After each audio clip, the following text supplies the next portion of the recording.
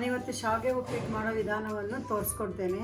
ಶಾವಿಗೆ, ಕ್ಯಾರೆಟು, ಆಲೂಗೆಡ್ಡೆ, ಟೊಮೆಟೊ, ಕೊತ್ತಂಬರಿ ಸೊಪ್ಪು, ಹೆಚ್ಚಿದ ಹಸಿರುಮೆಣಸಿನ್ಕಾಯಿ, ಈರುಳ್ಳಿ, ಒಗ್ಗರಣೆಗೆ ಕಡಲೆಬೇಳೆ, ಉದ್ದಿನಬೇಳೆ, ಶುಂಠಿ, ಕರಿಬೇವು. ಸ್ಟವ್ ಹಚ್ಚಿ ಬಾಣಲೆಯನ್ನು ಒಲೆಯ ಮೇಲೆ ಇಡಬೇಕು. ಶಾವಿಗೆಯನ್ನು ಹಾಕಿ ಚೆನ್ನಾಗಿ ಹುರಿದುಕೊಳ್ಳಬೇಕು. ಈ ಶಾವಿಗೆ ಇಬ್ಬರಿಗಾಗಷ್ಟು ನಾನು ತಗೊಂಡಿದ್ದೀನಿ. 3 ನಿಮಿಷ ಚೆನ್ನಾಗಿ ಶಾವಿಗೆಯನ್ನು ಹುರಿದುಕೊಳ್ಳಿ.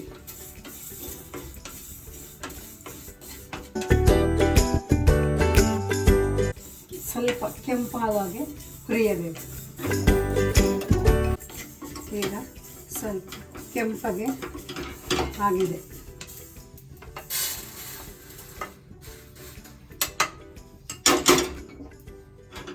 ಒಂದು 4 ಸ್ಪೂನು ಎಣ್ಣೆ. ಇದು ಶಾವಿಗೆ ಉಪ್ಪಿಟ್ಟಿಗೆ ಜಾಸ್ತಿ ಎಣ್ಣೆ ಹಿಡಿಯಲ್ಲ, ಅದಕ್ಕೆ ನಾವು ಮೀಡಿಯಮ್ ಆಗಿ ಸ್ವಲ್ಪನೇ ಹಾಕೋಬೇಕು. ಸಾಸಿವೆ,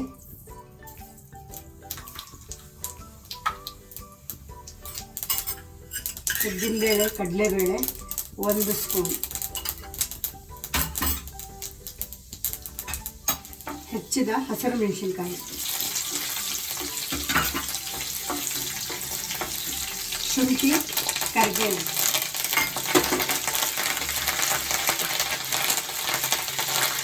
ಹೆಚ್ಚಿದ ಈರುಳ್ಳಿ ಚೆನ್ನಾಗಿ ಬಾಡಿಸ್ಕೋಬೇಕು. ಸ್ವಲ್ಪ ಕೆಂಪಗಾದ ನಂತರ ಟೊಮೆಟೊ,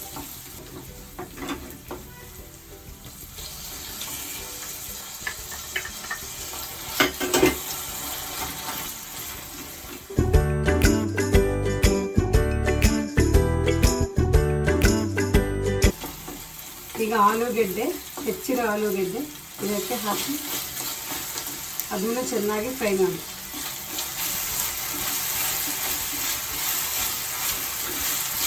ಶಾವಿಗೆ ಭಾತ್ಗೆ ಆಲೂಗೆಡ್ಡೆಯನ್ನು ಇದೇ ಪ್ರಕಾರವಾಗಿ ಹೆಚ್ಕೋಬೇಕು. ಕ್ಯಾರೆಟು ಅಷ್ಟೇ ಇದೇ ಥರನೇ ಹೆಚ್ಕೊಂಡು ಹಾಕಬೇಕು. ಚೆನ್ನಾಗಿ ಎಲ್ಲ ಸೇರಿ ಫ್ರೈ ಮಾಡಿಕೊಬೇಕು. ಸಣ್ಣದು 1 ಆಲೂಗೆಡ್ಡೆ, ಚಿಕ್ಕದು 1 ಕ್ಯಾರೆಟ್ ಹಾಕಿದ್ದೀನಿ. ಇದಕ್ಕೆ 1 ಚಿಟಿಕೆ ಇದಕ್ಕೆ ಅರಿಶಿನ.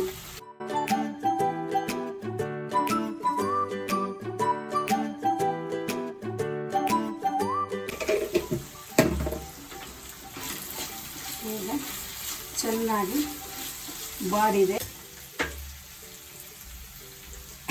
ನೀರು 2.5 ಕಪ್ಪು.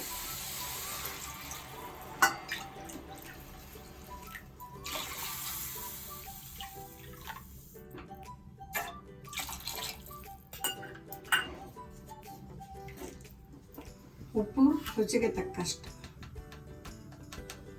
ನೀರಲ್ಲೇ ಹಾಕಿದ್ರೆ ತರಕಾರಿಗೆಲ್ಲ ಸೇರಿಕೊಳ್ಳುತ್ತೆ.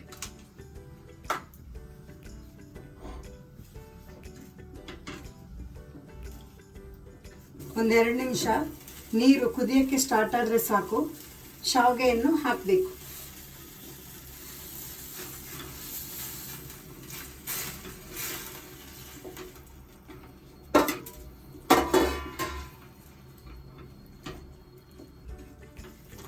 ಚೆನ್ನಾಗಿ ಕಲಸಿ ಶಾವಿಗೆ ಜೊತೆ ಮಿಶ್ರಣವಾಗುತ್ತದೆ.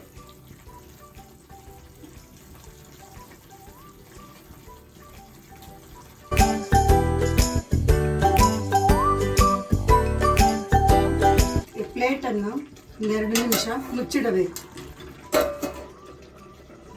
ಪ್ಲೇಟನ್ನು ನಾನು 5 ನಿಮಿಷ ಮುಚ್ಚಿಟ್ಟಿರುತ್ತೇನೆ. ಯಾಕೆಂದರೆ ನೀರೆಲ್ಲ ಡ್ರೈ ಆಗಬೇಕು.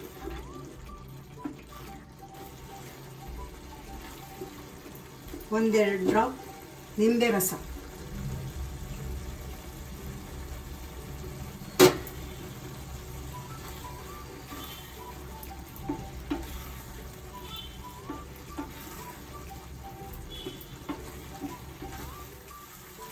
ಶಾವಿಗೆ ಉಪ್ಪಿಟ್ಟು ತಯಾರಾಗಿದೆ. ಇದು ಬಿಸಿ ಇರೋದ್ರಿಂದ ಸ್ವಲ್ಪ ಆರಿದ ನಂತರ ಸೇವಿಸಬಹುದು.